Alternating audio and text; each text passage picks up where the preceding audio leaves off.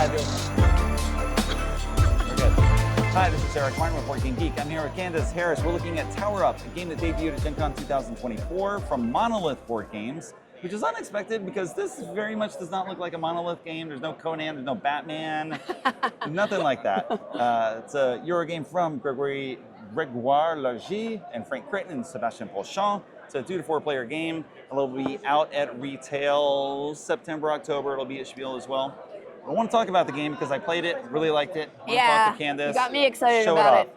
So you're trying to get the most points to win the game. You are building towers, going up, as you might expect. You have buildings in 4 colors. You're going to seed the board with 3 building blocks. Everyone gets a block of each color. You've got 10 roofs. Okay. You have a score chart that is going to track your progress in the game, what you are adding to the board. Okay. On a turn, you're going to do one of 2 things. You are going to take a resource card and get those blocks. So I can get 1 block in each of those 3 colors. I can get 2 white and advance my gray marker 1 space on the board, 2 gray and a white. That's my choice. I can add to those resources. You can have at most 10 blocks. That's it. Otherwise, play a card, play resources and put something on the board. So Ticket to Ride is style. It's very simple. Take a card or do stuff. When you add to the board, you are going to build on an empty space adjacent to at least one other building, in a building that's a different color, so I could place brown here, and you must add a block to each adjacent building. This is the only one, so doing that.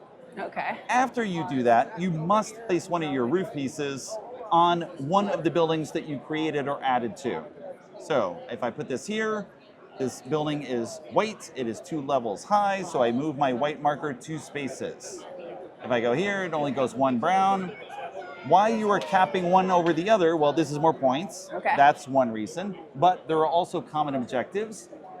When you have claimed or contributed or marked 4 buildings that are next to water, then you're going to take this for 7 points. Next person only gets 5, and so on. Okay. When you have claimed 4 buildings on parks, when you have put 2 floors in a building, because me putting this here does not prohibit someone else from adding to it.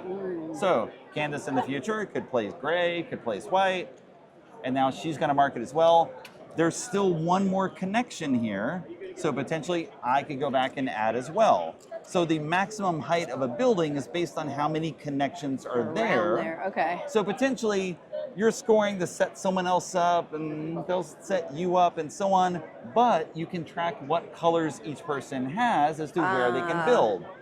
So potentially you can build up for a while. I can do something. I know no one else can add to it.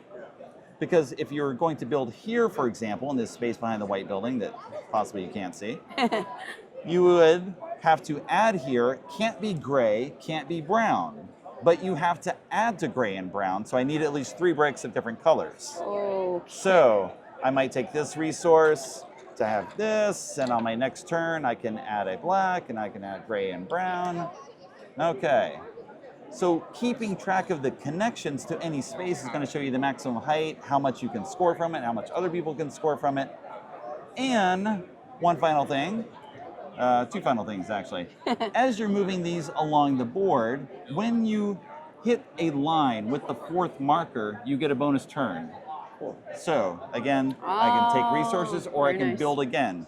So if I were in a situation like this and I took this card, which lets me advance gray by 1, I immediately take another turn. I've now got 2 more white blocks. Hopefully I can do something with them. Yeah. So you're trying to build everything equally in order to get free actions, but you are also trying to specialize in a color because as you see the point value at the top here, advancing 1 space gets me no additional points. It sort of slogs for a bit. You got to jump here to 7 in the slog, and then it escalates more at the end. So you specialize in a color, you'll get more points. You diversify, you get more actions. And ideally, you're trying to get these objectives at the same time. The game ends when someone places their 10th building on the board. So you're going to have 10 building actions. That's it. But you got resource actions as well. When you place your final building, so, all right, I did here, I did here, I did this. This is pretend my final building. I now look and see how many buildings have my color on top. And I count along the board here. So if I have 4 buildings with my color, I'm going to get a 7-point bonus. So you're trying to be on top, score big buildings, score all the colors, specialize in colors, and get objectives, all with the simple actions of getting resources and claiming spaces on the board. All right. Cool. You got any questions? Cool. No, I was actually going to ask you what this track was for, but then you explained it. I love these components. And I would do this, and then the next player would go, and everyone else takes one final turn. So I score this, and if Derek could go and go on top of here, I don't lose that. I still scored it at the end for being on top when I finished. Question. So everyone has an in-game finishing thing. Yes. How many, are there different objectives? There are 10 objective cards in the game. Okay. There's one when I played initially, there was one that have a presence in all 5 regions. Okay. Right? There was another one, claim 1 building of each color. And I use claim, I don't know what the actual game term is, but it's have one of your roofs in there, which roof is also a misleading term because clearly you can go higher after putting this in here. It's more like I just tag it. I don't know. You can do that. Cool. I wrap my banner around it. I say it's mine. I put a ring on it. Whatever it is, I got a presence there, and I did work. I get credit. I'm sold. Okay. This looks cool. I like this whole situation. The tray. Yeah, the tray comes out of the box. Really cool. You put all the pieces in there. You shuffle the cards. You lay everything up there. Fits. And then you have a game that looks super cool as you build stuff up. So it's got little elements of Manhattan. I don't know if you play that game. It's got elements of Big Boss in the sense that we're collectively building things, and so we're both profiting from building something up. Ideally, I profit a little more. Right? And it gave me some Santorini vibes too, I guess maybe just with... someone else described it as Ticket to Ride Plus because again, it's either just take a card or put stuff on the board. Yeah, and that's it. Awesome. But there's just a little bit more with the idea of, us interacting together. It's not just me claiming a route and then everyone else is cut out. Yeah. But you can go in as well and profit off what I've done. Cool. So, you got any questions? No.